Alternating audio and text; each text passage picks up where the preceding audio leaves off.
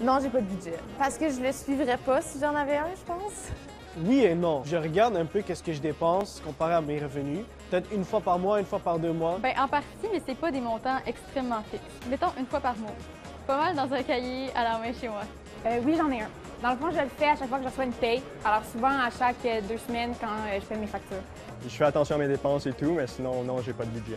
Ouais, j'ai un budget, surtout pour gérer mes dépenses d'épicerie, mes sorties, tout ce qui est en lien avec l'appartement, les assurances, etc. J'essaye de budgétiser pour mes sorties, pour mes investissements au long terme, pour essayer de garder un petit coussin de sécurité. J'ai pas vraiment de budget dans la vie parce qu'à date, j'ai pas vraiment eu besoin de prévoir mes dépenses plus qu'il faut. Là. Pas vraiment. J'essaie de me faire un budget, mais je ne respecte jamais, en fait. Donc, je veux dire oui, théoriquement, mais en pratique, c'est compliqué. Bon, tu vois, moi, c'est pareil comme la dernière fille. Moi, c'est en théorie, oui, je fais un budget, mais en pratique, pas vraiment. Donc, tu vois, je suis pas le seul, Nicolas. Tu peux pas me crier dessus. Non, t'en fais pas. Le point de moi de vouloir te crier dessus, mais ce que j'ai remarqué, c'est ceux qui le font sont vraiment fiers. Tu le vois tout de suite. Oui, j'en ai un. Puis ceux qui l'en font pas ou qui n'en voient pas l'intérêt ont un peu la même réaction. Puis ça, c'est peu importe l'âge. C'est ah oui, je sais que c'est important, mais en même temps, ça prend du temps. Est-ce que tu es en train de me viser, Nicolas? Non, du tout. Il est en train de me viser, tout le monde. Non, moi, je veux savoir, tu dis que tu n'aimes pas le budget, mais c'est quoi, toi, ta relation? Est-ce que tu en fais? Est-ce que tu as un registre? As-tu quelque chose que tu utilises? Je te dirais que la chose qui se rapproche le plus d'un budget pour moi, c'est une petite feuille de papier. Sur laquelle j'écris tous mes projets. Donc, je me dis, pour ces 2 prochaines semaines, j'aimerais ça m'acheter une nouvelle caméra.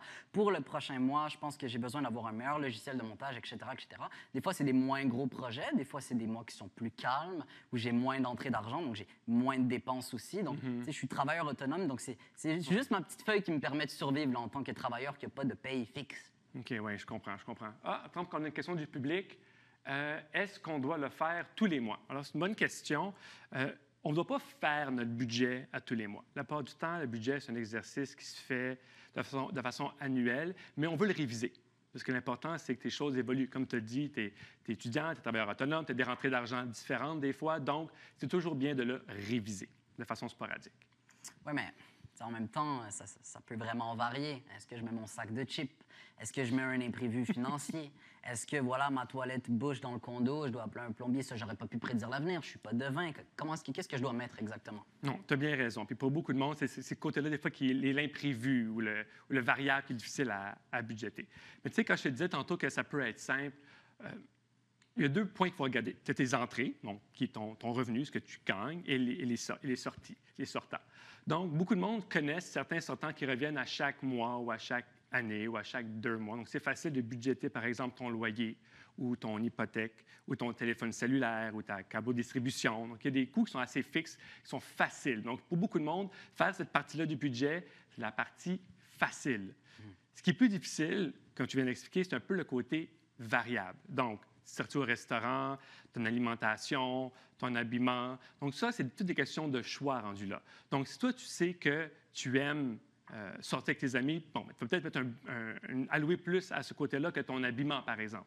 Donc, ça, c'est à toi à décider.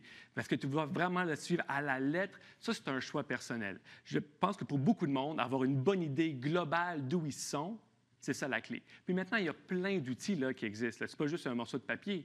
Ah, mais justement, Nicolas, je me sens un petit peu attaqué. C'est beaucoup plus que qu'est-ce qu'il y a sur ma feuille de papier. Oui. Mais écoute. D'ailleurs, question du public. Est-ce qu'on doit souvent revoir son budget? Comment on fait pour s'assurer qu'il est encore adapté? Tu parlais que le budget, c'est un document qui est évolutif, qui est dynamique, mais c'est quoi la technique? C'est quoi le comment? On connaît le pourquoi, mais le comment? Oui. Donc, comme la personne m'a posé la question, c'est excellente parce que ton budget il va évoluer. Par exemple, aujourd'hui, tu es peut-être célibataire, tu as ton condo, par exemple, c'est parfait, mais là, tu as peut-être rencontré quelqu'un, tu as peut-être un gros contrat qui s'en vient. Donc, ça pourrait changer. Des événements de vie qui font qu'il y a des changements qui peuvent arriver. Fais-moi pas peur. Non, moi, je ne fais pas. C'est la réalité, ça pourrait arriver. Et non seulement ça, une fois que ces changements de vie-là arrivent, tu veux le réviser à ce niveau-là. Pour répondre à ta question à toi, qui était autre que le morceau de papier, bien, il y a plusieurs maintenant. Il y a des chiffriers Excel, bien sûr, mais il y a des applications qui se font aussi maintenant. Tu peux voir sur ton téléphone cellulaire. Beaucoup d'institutions financières, quand tu utilises leur compte de banque et ou leur carte de crédit, bien, ils peuvent te détailler les transactions que tu utilises et les mettre dans un côté comme habillement ou nutrition, quoi que ce soit. Fait que déjà, il y a beaucoup d'institutions financières qui t'aident à planifier ton budget. Mais j'aimerais te relancer avec une question. Là, on parle de budget, on parle d'outils pour faire le budget, mais pourquoi? Pour aller vers quoi exactement? Tu sais, il doit y avoir un phénomène, quelque chose. Pourquoi est-ce que c'est si important, les finances? Tu sais, est-ce qu'il y a une finalité derrière tout ça? Ultimement, là, si tu as un plan et si tu as ton budget, tu vas sûrement être capable d'atteindre ton autonomie financière. L'autonomie.